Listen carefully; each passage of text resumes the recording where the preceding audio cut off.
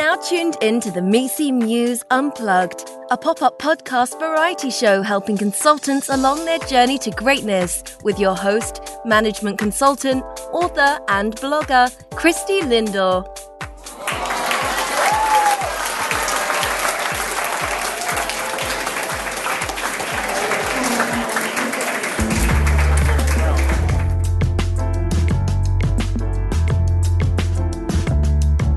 Hey, my go-getters. Welcome to the MECE Muse Unplugged podcast show. So today, I'm just super excited to do a special edition. This is episode 10. I'm actually going to call this The Bench. So if you are in consulting, you know what the bench is. For some types of firms, it's maybe called the beach. But for those that are new to consulting, the bench or the beach is usually when there's downtime. You know, you may be in between a project, looking for a new engagement, maybe doing proposal work, and, you know, you're kind of waiting for the next ramp up. And so kind of in the spirit of consulting, I've called today's episode The Bench. And I really want to take time to reflect. And I think if you think about great consultants, they really maximize their bench time. And so we're gonna maximize that with today's episode. And what's on the agenda for today? So I want to take a step back for a second. Like, we launched on July 7th and we're like towards the end. We're not even a full month in, and it's been a pretty remarkable ride, ladies and gentlemen. And so I wanted to take a moment, take a time to reflect. I wanted to kind of recap some of our past episodes, just give you a snippet for those who may be new to the show, and then give you a little bit of a preview of what's to come over the next month. I decided to do that for a couple of reasons. So one, I wanted to thank you, my go-getters. It's just been so crazy. Like, I launched the show and, you know, I'm a recovering perfectionist, I will say. But, you know, for me, it was like, well, I'm going to put the show out. You know, I didn't focus on it being perfect. I really focused on the content and making sure I really provided that insight to you. And people responded. It's pretty remarkable. I think last I checked, we've been trending on iTunes. So thank you so much for your support. I continue to get just an outpouring of thanks and support, and people that want to be part of the show, and people that I've reached out to that's more than willing to help out. So it just makes me so excited to see this much momentum. And we're not even about a month in. So I decided, you know, when I started the show, I said it was going to be a bi-weekly show. I've actually decided now to actually make it a weekly show. Like, there's just so much going on and so much great stuff with the response from you all, from my go-getters. We're going to do this weekly. We're going to like go for it. And so I'm super excited to announce that in today's episode.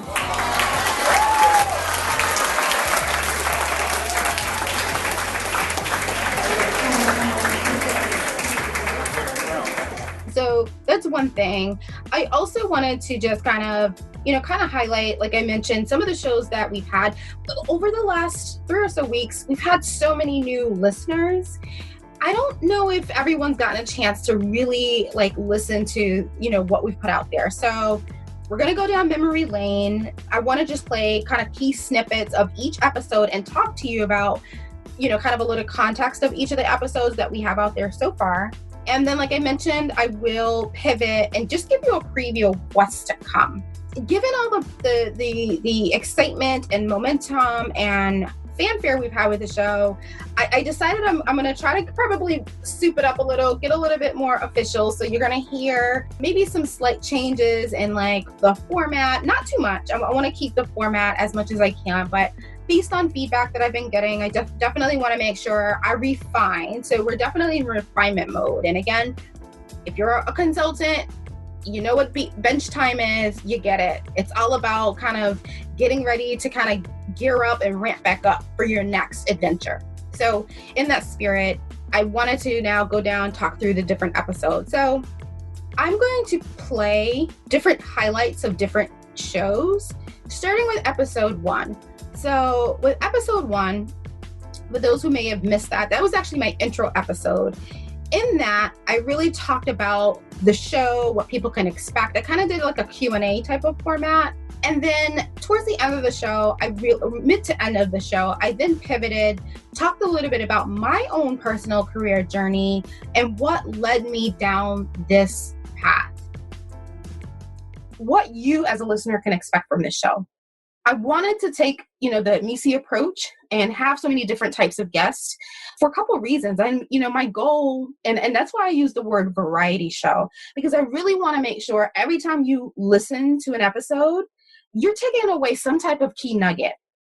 I want you to be informed, to be entertained, comforted, challenged, inspired. And I want you to take the nuggets that you learn from the show and you use them either in your life or you pay it forward. You may have known a colleague or someone that kind of needs this information and you pass on an episode or pass on the information to them, because that's what it's about. It's really about helping others and really making sure that people get the information they need to make informed decisions and to live the best life they can towards their journey to greatness. So that's what this is all about. Episode 2, I take it kind of a step further. With episode 2, I share the different interview formats. As I mentioned, this is a pop-up podcast and is a variety show. And so I wanted to make sure that everyone had the context of the types of interview formats that we have on the show. So I give a little snippet of that. I share some of the key rules of our show, which is about, we want to make sure we're not naming firm names, we're not naming client names. Really want to focus on the journey of great consultants. And so I share that. And then I pivot. I did a recent podcast interview where I shared a little bit about the MECE Muse story about my book. And I play that episode. So I want to just play a quick highlight of that episode as well. I wrote the book kind of from, the lens that I had. So, growing up, I knew since college I wanted to be a consultant. I just kind of got exposure to that line of work in different internships. And so when I came into consulting, I learned really quickly that, being that I was first generation American, I'm first kind of college grad, there was a lot of resources and information I didn't really have access to. So, you got to consider back then, there wasn't a lot of, Google wasn't really prevalent and that whole world was not happening. The whole world we live in today just wasn't around. The resources were not as accessible. So the first 5 years of my career, I didn't really have a lot of mentors. I had colleagues and clients and work and things to do, but I didn't really have someone that was taking me under their wing to say, hey, Christie, here's how you do things, right? And because of that, I did struggle. And while I had really good experiences, it's just not the same when you don't have someone that's kind of taking you under their wing. So fast forward now in my career, I do have mentors and guides, and I'm just at a really good place now. I've learned from so many different opportunities. And I said, you know what? I want to write the book in the voice of a mentor. I really want to be the mentor that I wish I had. Sure. I'm going to move on to episode 3. So in episode 3, I had my very first AMA interview. So AMAs are fireside chats. I got a chance to connect with Aya Rhodes. She's not only a seasoned consultant in a Big Four, but she's also a blogger. So her blog is called Boss Chicks Network.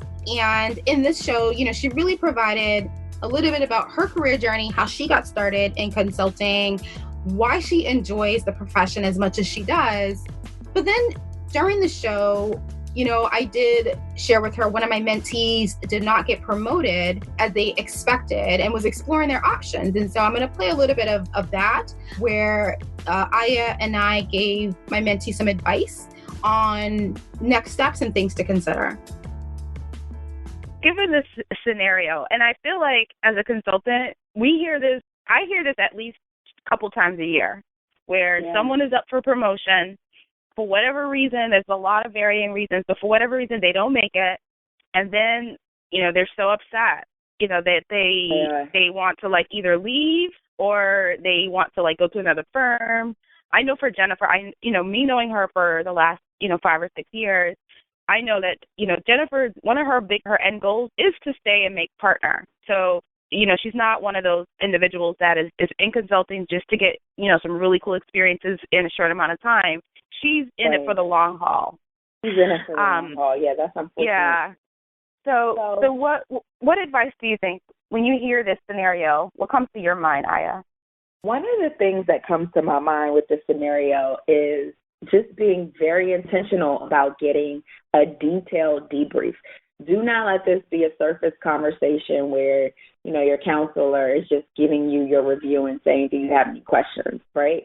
Like, probe, ask questions. What could I have done differently? What were the differentiators? What is it about my body of experience from this past year that was not enough? What was enough? Give me examples of the individuals who were promoted. What was enough? So I would say just this is not the time to kind of shirk back and just take it. Yes, you weren't promoted, but find out with as much detail as possible, what were the differentiators? What made the difference? If it's not your counselor who's going to tell you, have a conversation with your partner, your engagement partner, your practice partner, whomever, just to find out what was lacking in terms of the support. Because I know at least for the company, for the firm that I'm with, you need partner support for that promotion. And if you have partner support, most times it can happen for you. So just be very diligent about finding out why you did not make it this year. With episode 4, again, it was another AMA, Ask Me Anything interview. I had the utmost pleasure of connecting with Natalie.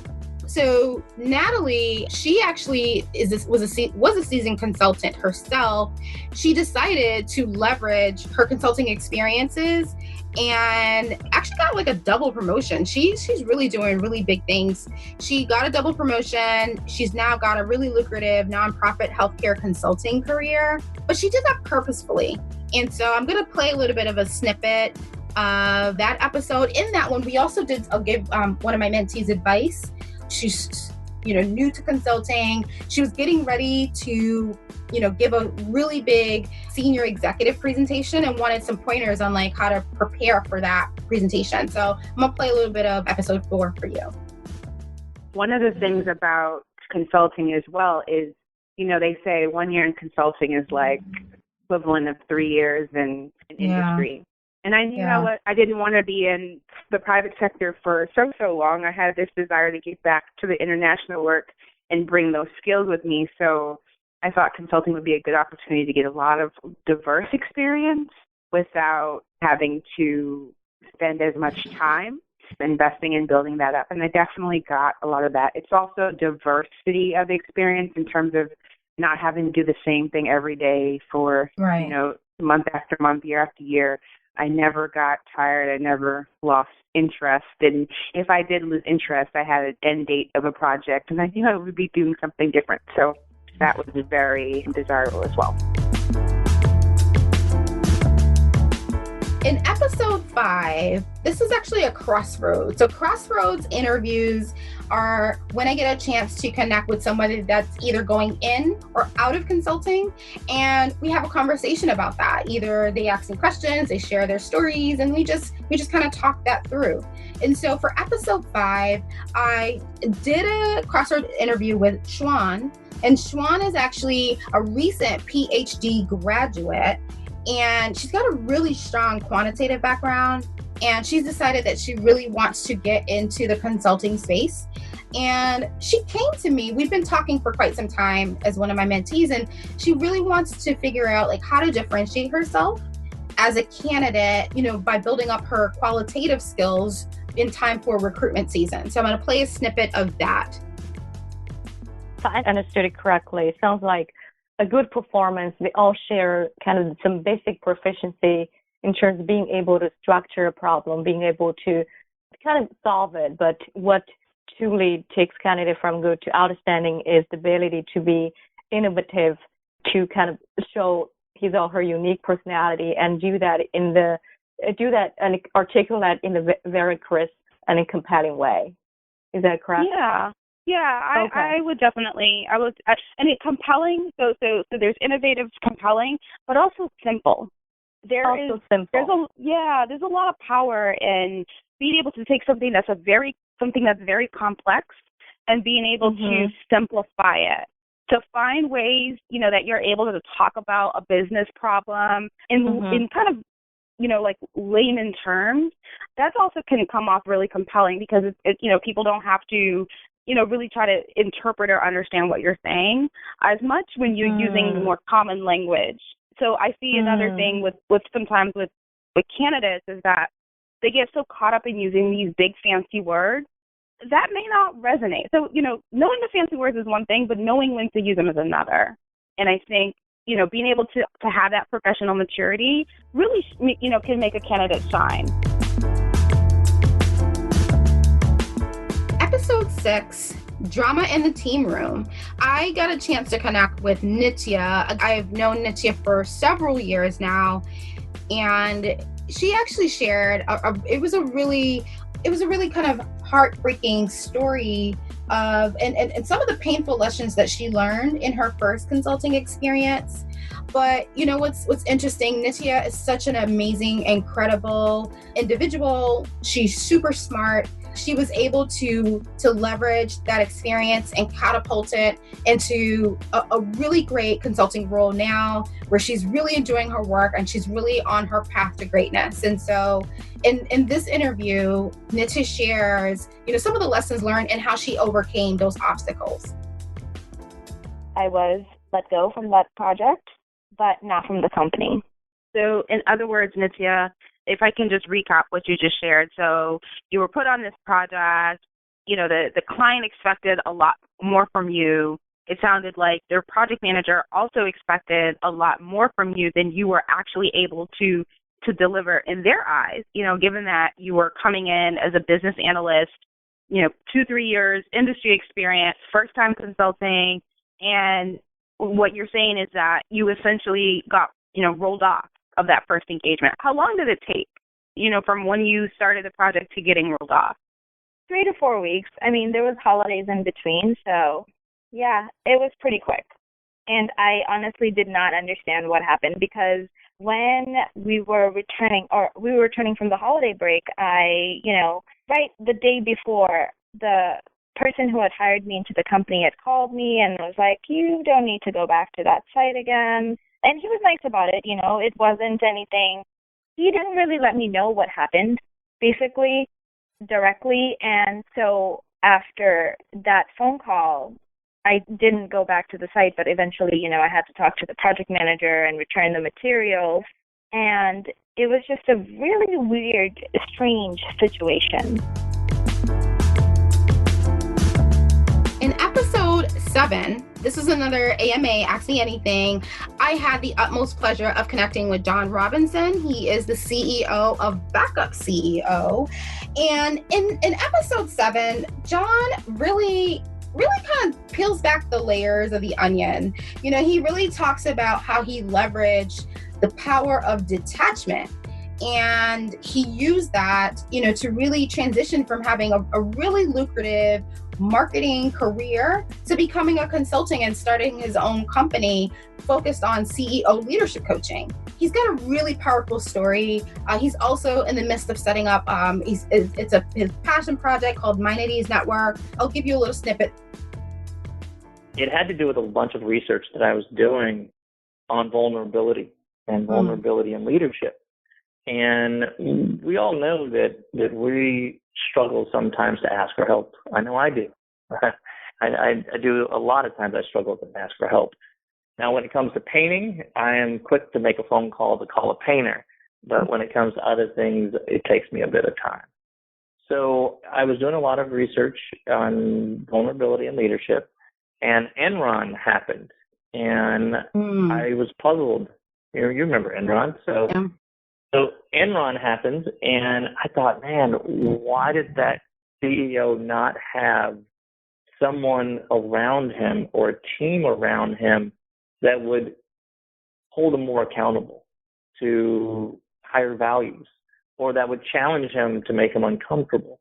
And I thought, well, you know what? Most CEOs hire people that they like, hire people that are speaking the same language. And what, in essence, what they're hiring, they're just hiring themselves. Awesome. So in episode 8, again, another AMA, Ask Me Anything, I connected with Swam. So Swam is also a seasoned consultant, and she really did a nice job sharing her own career journey in consulting and what she loves about the profession. In this episode, her and I, we gave advice to one of my mentees who has some colleagues of theirs that were driving them crazy, trying to steal, take the credit for their work, trying to position themselves for promotion. Let's hear what Swam had to say. So given that, what would you say makes a great consultant based on your experiences? Yeah, so I think the way I look at consulting, Christie, is a little bit different, I guess. I look at, for me, consulting it has more to do with people than projects, because it's just such a huge component, like a human component associated with it, because we work with people every day and, we are helping them. That's kind of how I look at consultants. So I think the biggest thing would be to find meaning in what we do. So I think, in my opinion, if for a great consultant, they should know why they're doing what they're doing. So I think finding that why is very important. Yes, you could be testing a software, and if that's all you see, you're missing out, because you're making bigger impact than that. You might be testing a software that's going to be used in a hospital and could save somebody's life one day. So know what impact you're really making. It's always bigger than what you see. In episode 8, so this is another Crossroads interview, I did this one with Joan, and Joan is interesting. She's got an interesting story. She's a very successful, high-performing consultant, and she's really gotten to a crossroads where she wants to really do more meaningful work in the nonprofit space, potentially. And during the show, we really kind of explore and discuss, kind of some options for her. And throughout the show, this was such an incredible episode because, in that moment, you can really sense that Joan was discovering what really mattered to her when it comes to owning her career.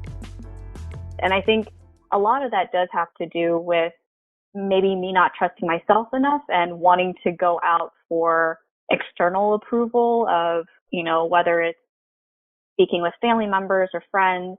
And in some ways, I do think that this is maybe it is felt universally. It's not just me, but I think that it's really needing to have to deal with that situation of, I need to trust myself enough to make this decision and not worry about what others think of me making this decision.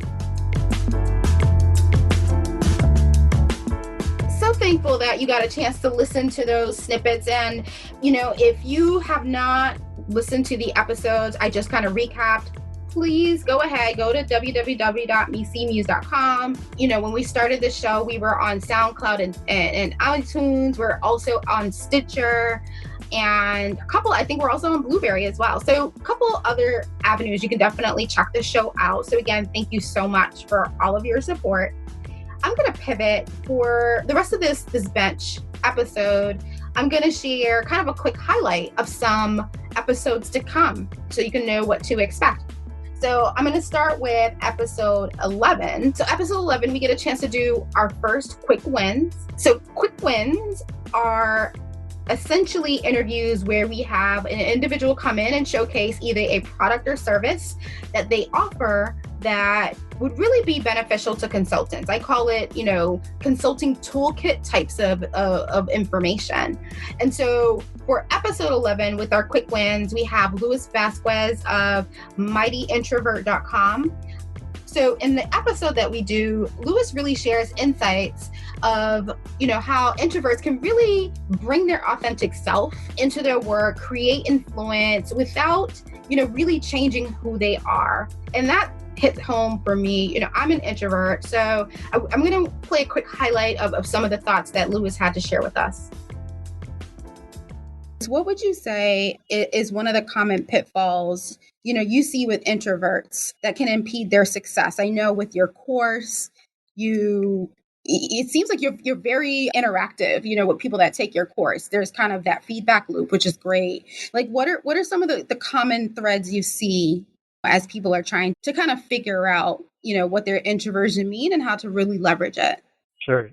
The most common pitfall that I see, and probably the most important one to address, whether an introvert wants to admit it or not, is a lack of confidence. So a lot of introverts, they don't do things because of a lack of confidence. But in reality, look, the way we can gain confidence it's not even only introverts, but even consultants, everyone, is just by understanding things better, by asking the right questions. And so once you understand, you get that information that you understand, you become more confident in applying it or even doing or applying the information or implementing it. And so we're all in sales, whether we like it or not. I mean, consultants especially, since they're constantly interacting with clients and they need to convince someone that this is the best strategy, that this is the best way to go for you to get the results that you're aiming to achieve. Awesome. You're going to want to listen to that episode for sure. So for episode 12, I did my first Where Are They Now? And so Where Are They Now are pretty much, these are interviews where I get a chance to connect with one of my favorite colleagues that, was a rock star. They had the brand of a rock star, when we were working together at the firm. I really loved working with them. So I got a chance to connect. I've had a couple of past colleagues that I'm going to be connecting with for the show. But for episode 12, I got a chance to connect with Ron, who's doing great things. And in this episode, actually, Ron gives one of my mentees advice on how to deal with peer pressure drinking, which he experienced himself. So I'm going to play a snippet of that. I actually have a situation where I was actually in that same predicament. Oh, wow. Okay. Actually was the first project that I worked on in my consulting career. I was the youngest on the team. I was 22 at the time. And the other gentlemen, on the project were 40 plus. And they liked having me around because I knew where the girls were. I knew, all the hangout spots. I knew, where the party was, and that's what they wanted to do while they were away from home on this particular project.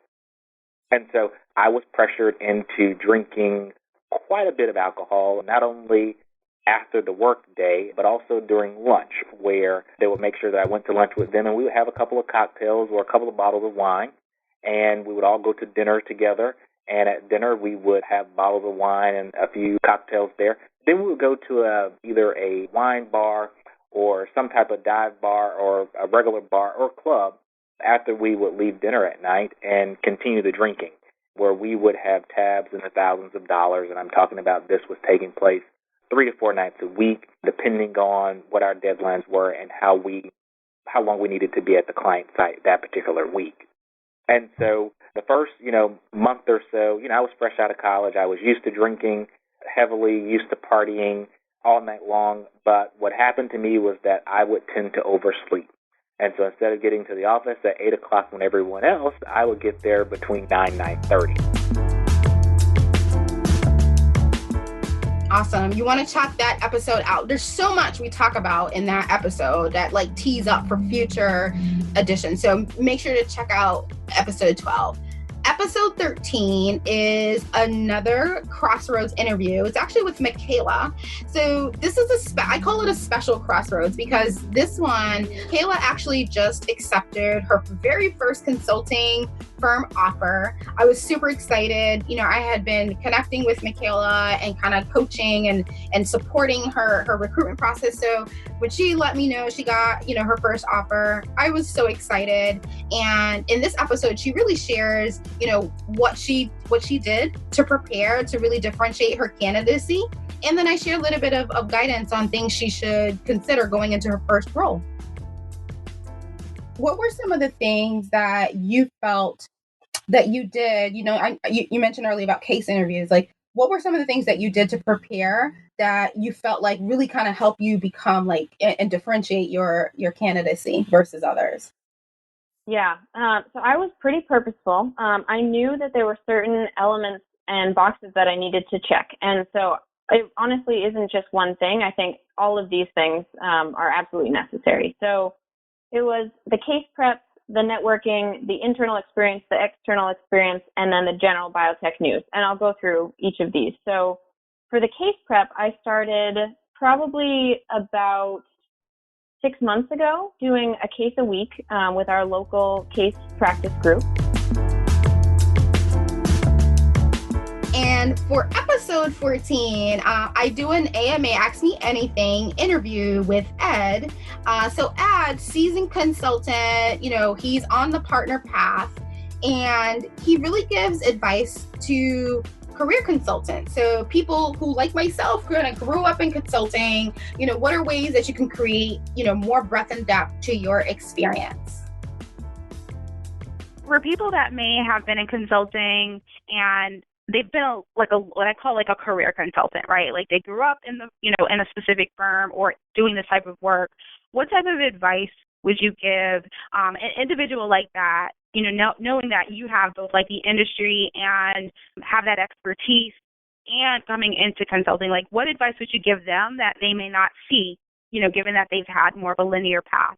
Well, I think one thing that I always argue about it, or that it's top of mind for me, is that, look, folks that are career consultants are really strong at all of the being a consultant, right? They've got great people skills. They know how to marshal resources. They're able to lead. They've got all the great soft skills and ability to socialize and speak. But as a career consultant, don't lose sight of the fact that you haven't really operationalized your recommendations, right? When you go to a client and say, hey, you should do X, Y, and Z, you haven't actually done the work, so to speak, actually implemented your recommendations to actually see what the outcome of it is, right? So there's a lot of value in having had the business side of it, having actually worked at trying to actually operationalize some of what we're recommending, because then you see all the downstream effects, right? That wraps up today's bench episode. I mean, as you can see, we've already got like 9 episodes down. We're gearing up, heading into our 2nd month. I can't wait to see where this brings us. Please continue to share us your feedback, share us questions, MECEMuseUnplugged@gmail.com. With that, I would like to thank all of my go-getters for tuning in today. This is Christie Lindor, signing out for the MECE Muse Unplugged pop-up podcast. And here's to your journey to greatness.